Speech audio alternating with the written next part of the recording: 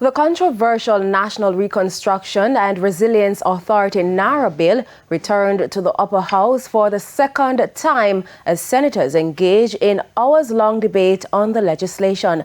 Cameron White reports.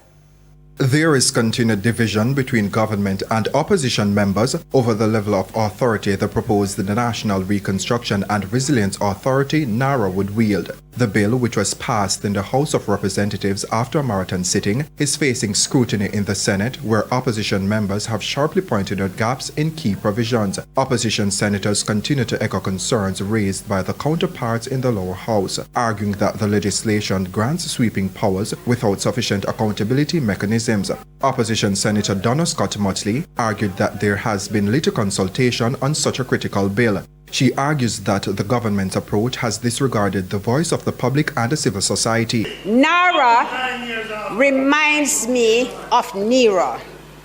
Because when you look at it, when you break down what the requests are, perhaps the most constant one is, why not a board? In the opinion of what you call right-thinking members, a board would strengthen the accountability. Now, I have not heard any reason why putting a board in place would make the whole system bog down. I have not seen the difficulty which would be created by having a board instead of an advisory body. In response, Government Senator Abka Fitz-Henley expressed strong support for the bill, arguing that the bill is a decisive step in the right direction.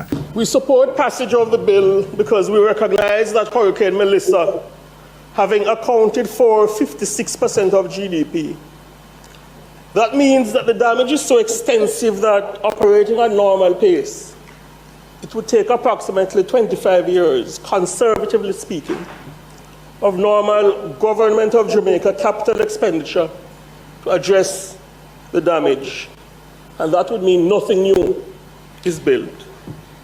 It is because we recognize the scale of the damage, the lives and the communities impacted, and the painful inefficiency of current processes to facilitate quick action on a large scale, why I submit to this Parliament that the bill is worthy of strong support.